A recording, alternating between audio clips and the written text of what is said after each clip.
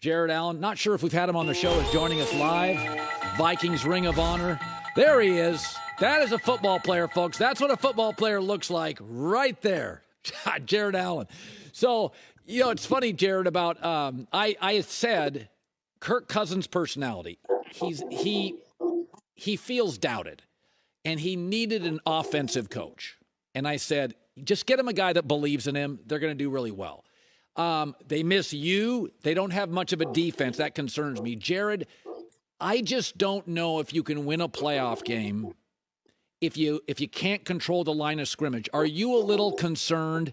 This Giants matchup, I got to tell you, that scares me if I'm a Vikings fan. How do you feel about it? Yeah, I mean, that's been the biggest misstep down the stretch I've noticed, is that on both sides of the ball, the line of scrimmage isn't solidified right now. And they got some players, at least on the defensive side. You got a couple players. I know you guys, Darius Smith, more of a linebacker, but Daniil Hunter's playing kind of out of position.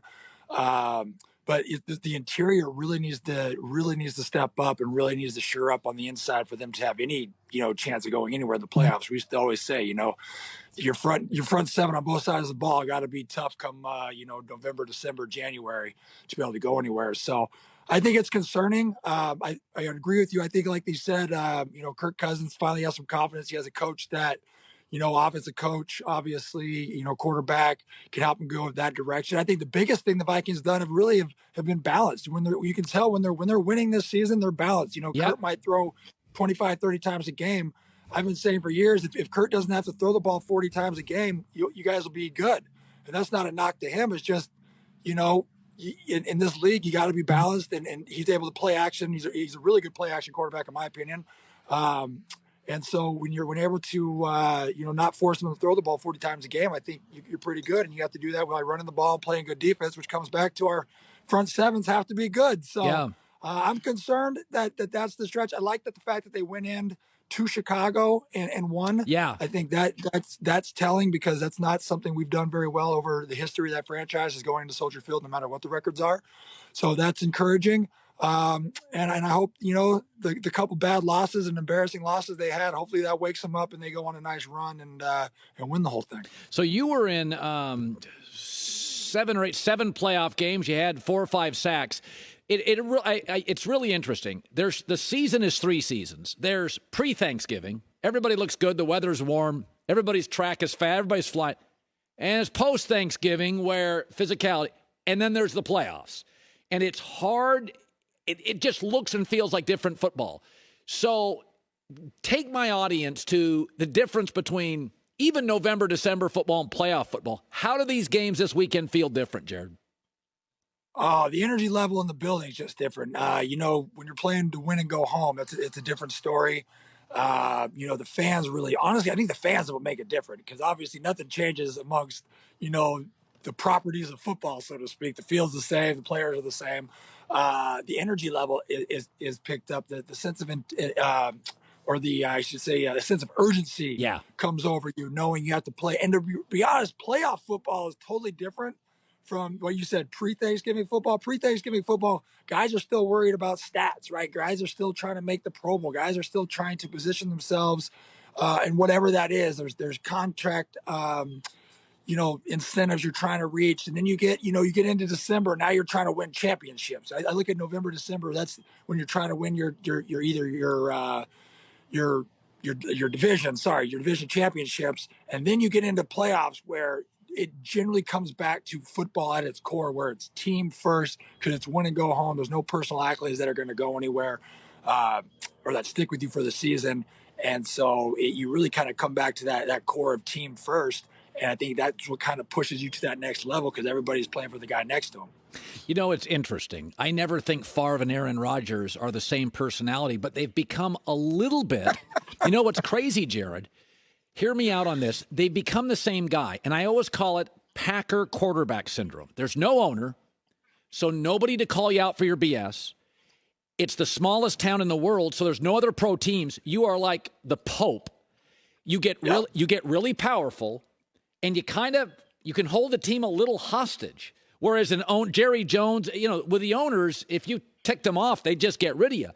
And so Favre at the end was like, I'm not going to do this. I'm not going to do this. He talked retirement, and he's great. But Aaron now is, I don't know if I want to play. I don't know. And I said, well, heck, I could get what happened the last 3 years at the end of the year. I could get that out of Jordan Love. Like, if you're going to make me walk on eggshells, you got to give me a bigger payoff than losing at Lambeau.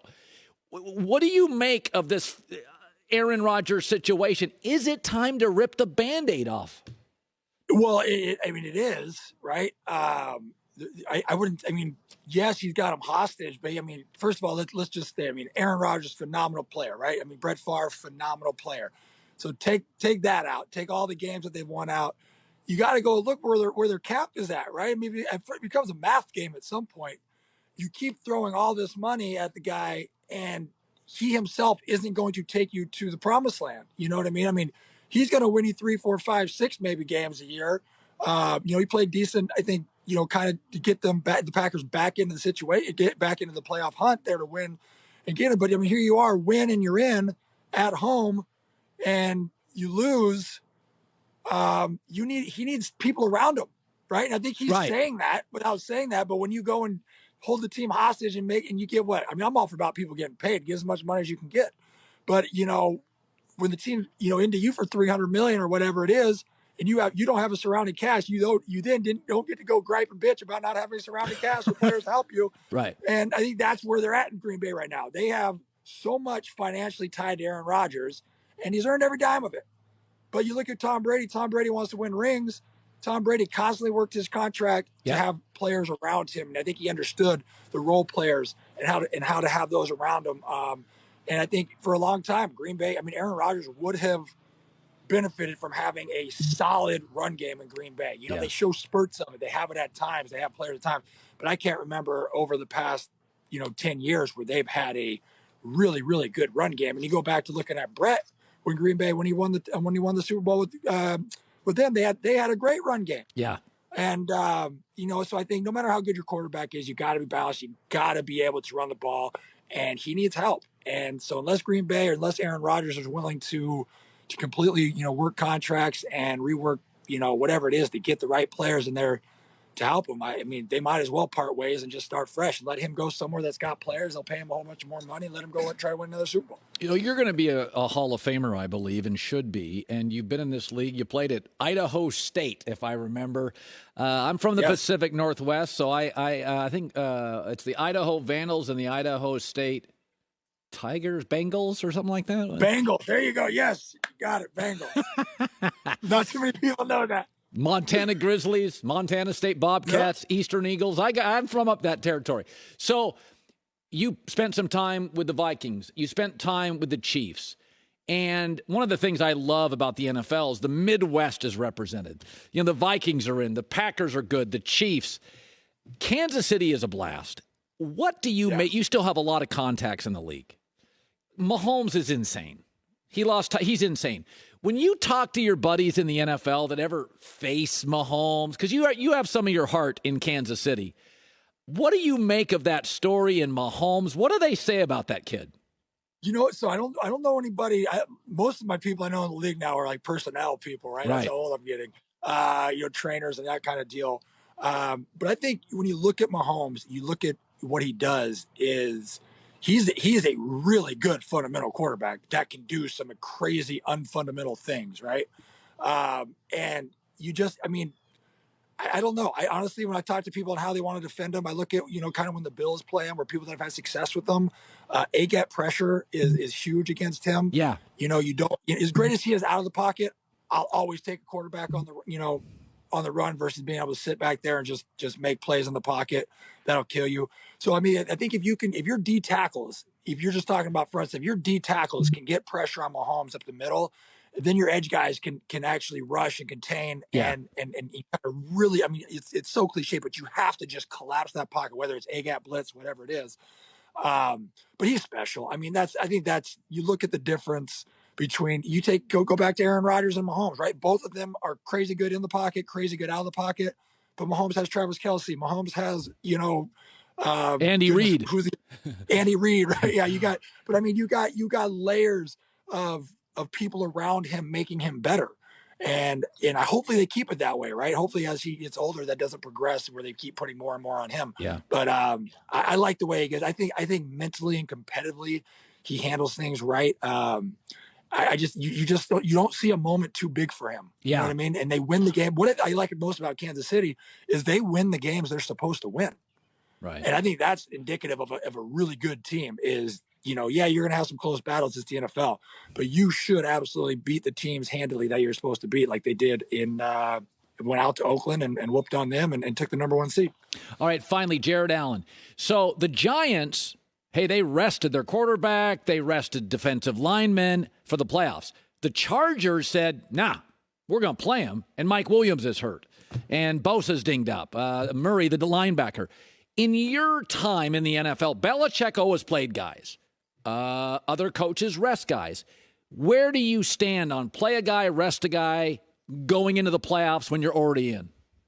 I'm a play him type of guy, at least for a quarter, at least for something. I mean, I understand you don't want guys to get hurt, but football, there's such a rhythm. I mean, I guess based on your player, right? If one of your starters is like, I need to rest, I need to sit, let him do it if that guy. But for me, there's a rhythm to the game. There's a rhythm to the week. And sometimes, when you come back of a bye week or you come, from not playing or not having that game experience, even though it's a week, 10 days, whatever it is, in my opinion, it can cause some issues. So it'll be curious to see, what the Giants look like going into Minnesota, because you're going into a hostile environment.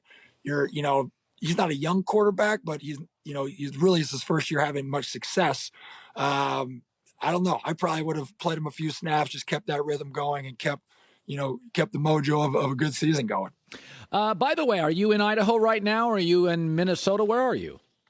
I'm in Tennessee. We live in Nashville. I'm about an hour north of there, up at my farmhouse. Was actually roping.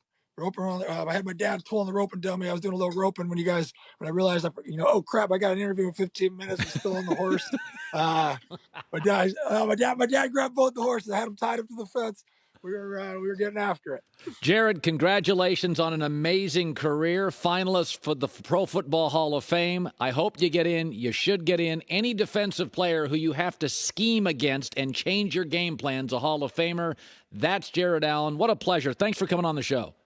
Hi, everybody. Thanks for watching. Subscribe here to get the latest from the show.